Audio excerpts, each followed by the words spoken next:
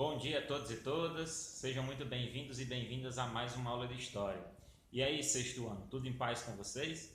Espero que estejam se cuidando de suas famílias e vamos vencer mais essa crise, né?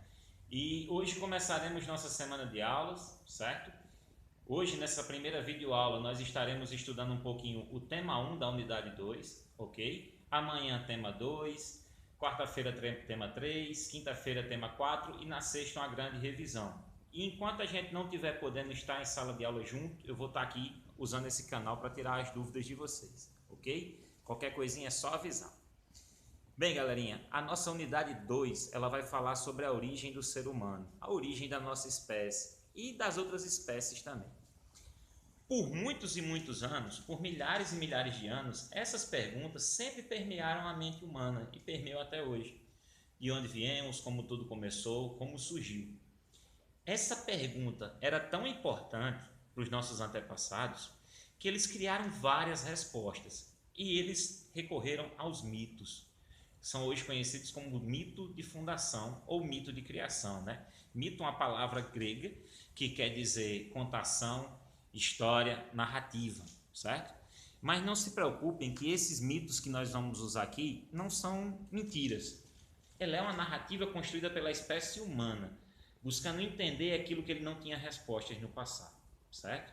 Sobre o mito do surgimento da vida, a maioria deles está ligada à questão religiosa, à crença, à fé, a um Deus ou uma divindade, ou até várias, dependendo do povo, da sociedade que criou o mito, certo? No caso da nossa, cristã, né, em maioria, e também judaica e muçulmana, foi um Deus único, um Deus só que criou tudo. Criou a terra, criou o céu, o sol, as estrelas, a lua, o mar, todas as plantas, todos os animais, inclusive o ser humano, que o ser humano foi criado a partir da vontade divina, do jeitinho que ele é. Mas como o próprio capítulo de vocês aborda, há outros povos com outras crenças também, né?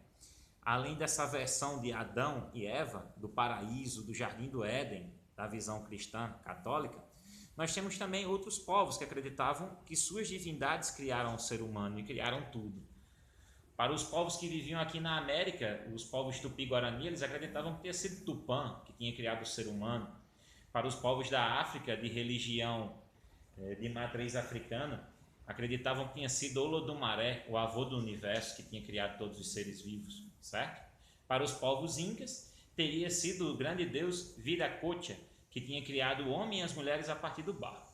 Essas são todas teorias criacionistas, de que um Deus, uma divindade, um ser superior teria criado toda a vida na Terra, inclusive a vida humana. Lembrem-se, criação criacionista, ligada à fé, à crença, de que um Deus ou vários deuses criaram tudo como a gente vê hoje. O mundo, o planeta, o universo, as plantas, os animais e os seres humanos. Mas o nosso capítulo, ele não fica apenas na teoria criacionista. Ele também vai muito na teoria evolucionista, né?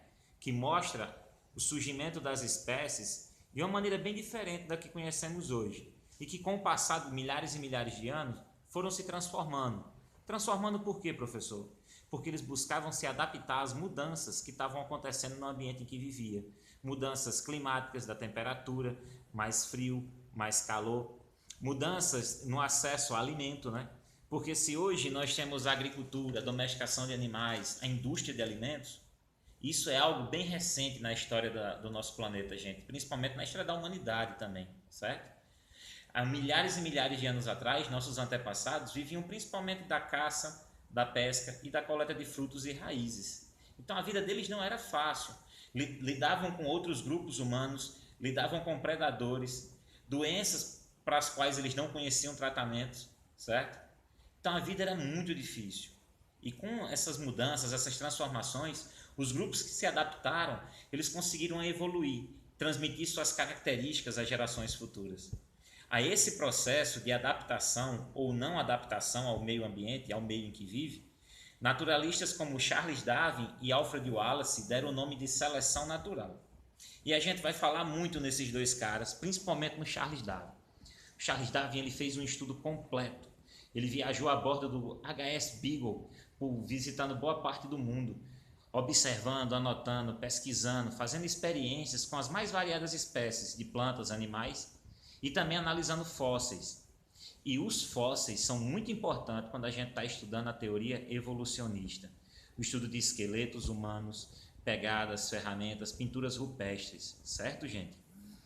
E falando da teoria evolucionista, nós acreditamos, ela é a mais aceita pela ciência, e ela defende que os primeiros grupos humanos de hominídeos antepassados nossos surgiram na África há milhares de anos atrás. Um dos mais antigos seria o Australopithecus, que surgiu por volta de 4 milhões de anos atrás.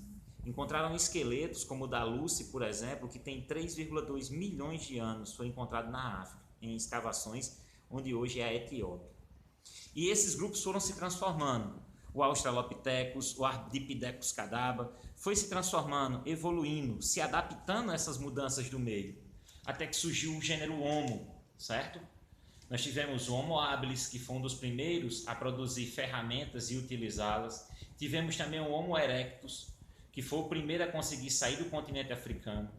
O Homo neanderthalis, que já era bem mais evoluído do que o Homo habilis e o Homo erectus, que além de chegar à Europa, chegou também à Ásia, certo? E o mais evoluído deles, que é o Homo sapiens, que é o homem moderno, a nossa espécie, a sua espécie, a minha espécie, certo? O Homo sapiens conseguiu se espalhar por todos os continentes e é o único que conseguiu sobreviver. É o único que se adaptou às mudanças e conseguiu sobreviver, passando adiante suas características genéticas, ok? Nem Homo habilis, nem Homo erectus, nem Homo de Neandertal, apenas o Homo sapiens conseguiu sobreviver. Ok, galerinha? Então aí nós temos duas teorias sobre as origens das espécies. Nós temos a criacionista, de que um Deus, uma divindade, um ser superior teria criado tudo como existe hoje. E temos a evolucionista, baseada nos estudos de Charles Darwin, do Alfred Wallace, certo? E de outros naturalistas, que como eles ganharam muita força a partir do século XIX, que foi o século da publicação do livro do Charles Darwin, A Origem das Espécies, mais precisamente em 1853, ok? E aí você pode estar se perguntando, mas professor, qual a teoria é certa? Eu fui criado, educado a partir da criacionista, mas agora o senhor está me apresentando a evolucionista. Bem, na minha opinião, as duas podem estar certas. Que Deus criou tudo e que a gente foi evoluindo, se transformando, se adaptando. É a minha opinião. Cada um vai construir a sua. Antes de construir a própria opinião, eu gostaria que vocês lessem o tema 1, certo, galerinha? E já eu vou estar passando a atividade do tema 1 para vocês aqui também no grupo. E sempre que tiver alguma dúvida, é só me avisar, ok? Qualquer dúvida, estamos aí. Fiquem em casa, se cuidem, cuidem de suas famílias. Beijo no coração e qualquer coisa eu estou aqui, certo? E também, só para terminar, segundo Charles Darwin, somos todos primatas, seres humanos e também as espécies de macacos, certo, galerinha? Temos 5 dedos na mão, um em oposição aos outros, que nos permite fazer o movimento de pinça, de manusear objetos. Andamos sobre as patas traseiras. Muita gente faz essa confusão e acha que o Charles Darwin disse que a gente evoluiu do macaco. Ele nunca disse isso. Ele disse que temos algumas características e exames de DNA revelam que ele estava certo. E que talvez em algum momento do passado nós possamos ter tido o mesmo antepassado. E não era naquela linha evolutiva como a gente estava acostumado a ver, numa linha reta, não. Está mais para uma árvore, com vários galhos, onde várias ramificações foram surgindo, de hominídeos, de antepassados dos seres humanos. E aquele que sobreviveu foi o que se adaptou, passando pelo processo da seleção natural. O que se adapta mais rápido às mudanças sobrevive, o que não se adapta desaparece. Qualquer dúvida, estou aqui, é só avisar. Vamos agora, depois de assistir essa pequena videoaula, ler o tema 1 e depois fazer as tarefas. E qualquer dúvida é só me avisar aqui no grupo. Espero ter ajudado. Sigamos firmes nessa batalha, certo? Já, com fé em Deus, estaremos juntos de novo em sala de aula. Fiquem com Deus e até a próxima. Beijo no coração de cada um e cada uma de vocês. Tchau, galera!